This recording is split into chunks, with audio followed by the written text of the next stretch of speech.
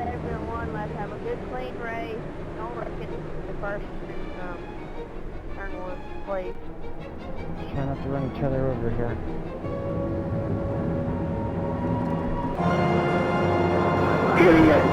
Dude, really? Come on, man. You need to run one. How do you pull that? Unbelievable, man. Swear to God, you guys aren't race car drivers. Come on, 11. What are you thinking, dude? You're an idiot, you know that? I'm not even the one who's idiot. Are you serious, dumbass? Serious, dude?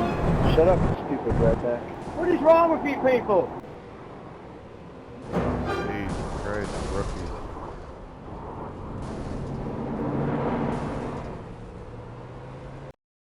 So, how do you get past the Rookie Series?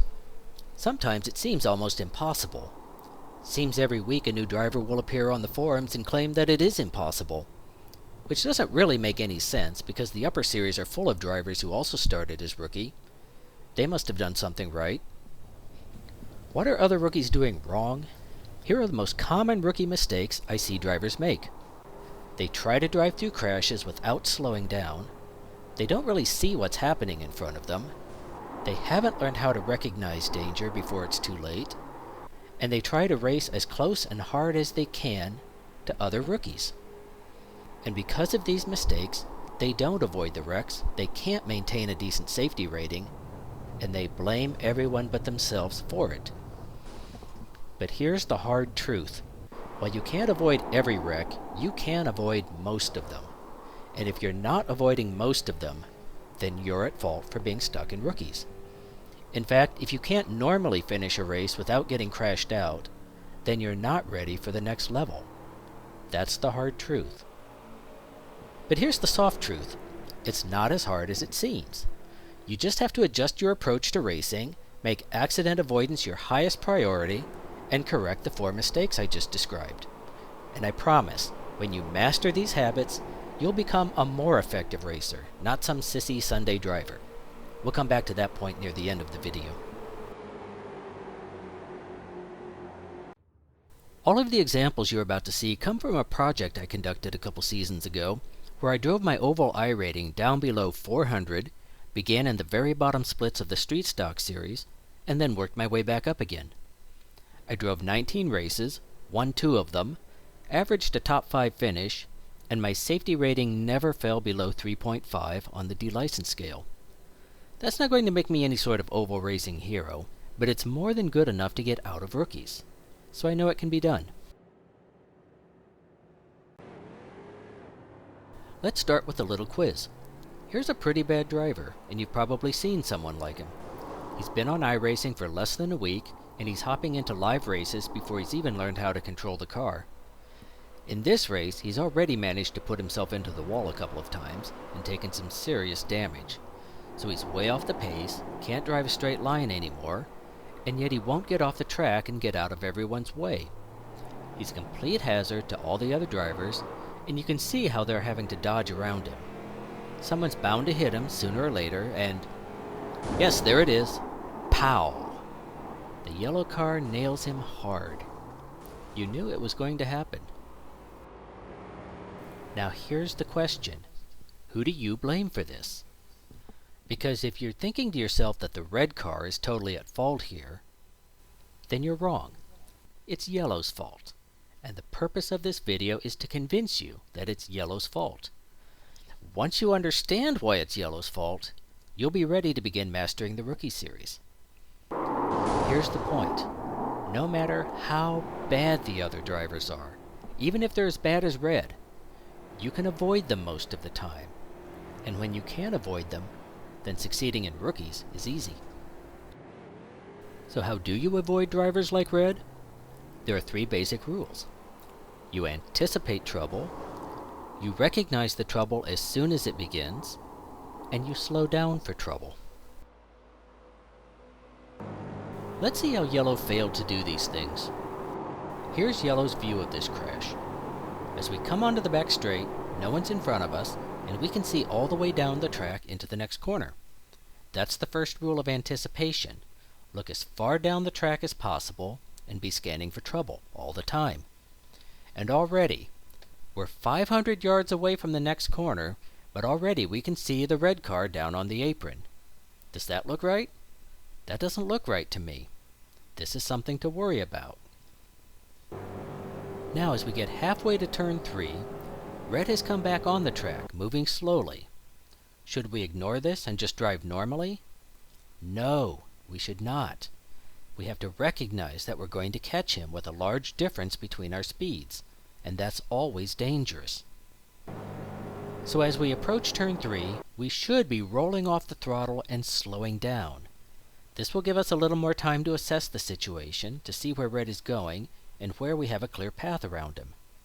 But most importantly, I can't emphasize this enough, it's easier to maneuver when you're not at full speed.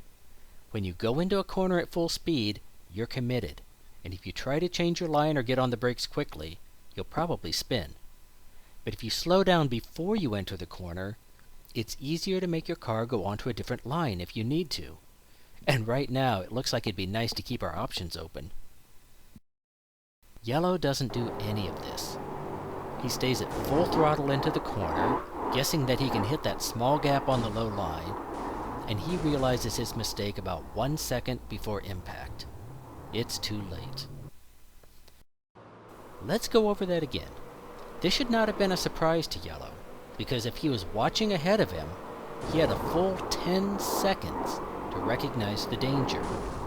There was room to steer around the red car if he was going slow enough to maneuver his own car, but he didn't respond to anything he could see in front of him. He committed himself to driving normally when he needed to make an adjustment, and now he's out of the race, all because he was unwilling to slow up and give away a second or two. And that's how you remain a rookie.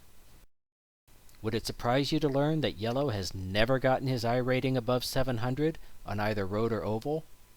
It shouldn't. You just saw why. Right now, let's talk more about just slowing down, because this is the basic mistake I see rookie drivers make, over and over again. It's amazing to watch. Time after time, drivers will just run straight into a wreck that is right in front of them and that they could have driven around. But they won't slow down.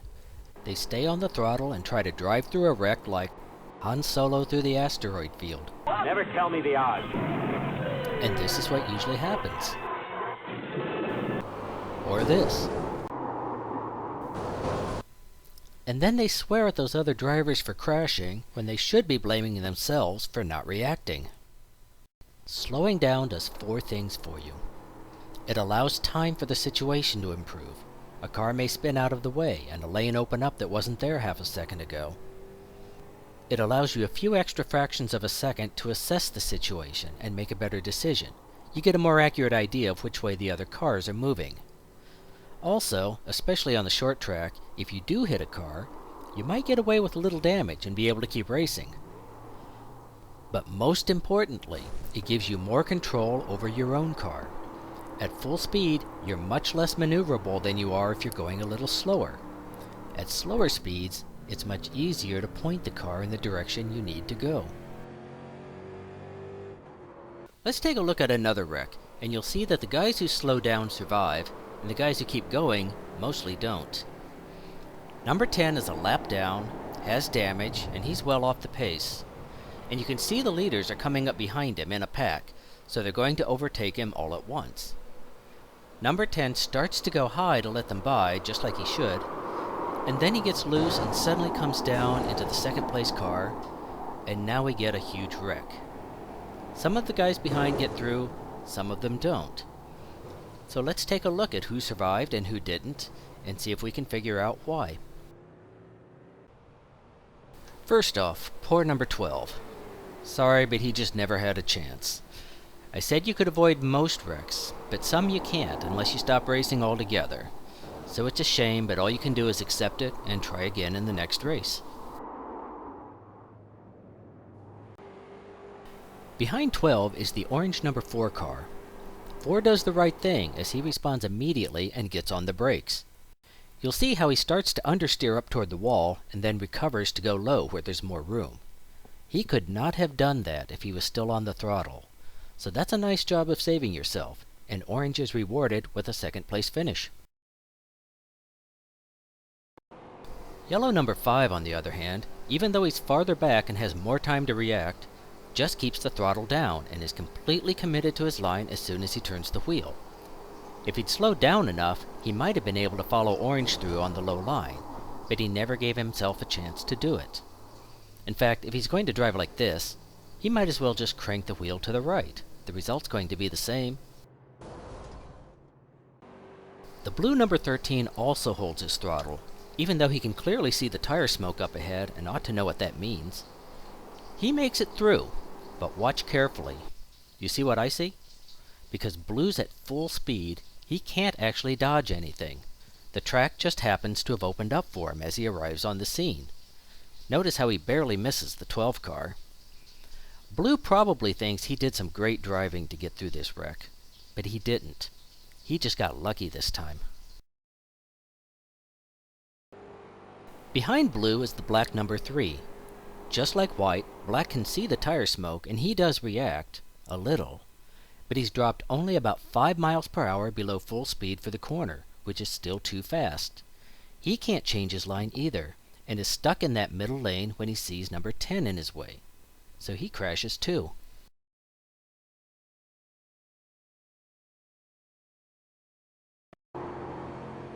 Finally, there's me.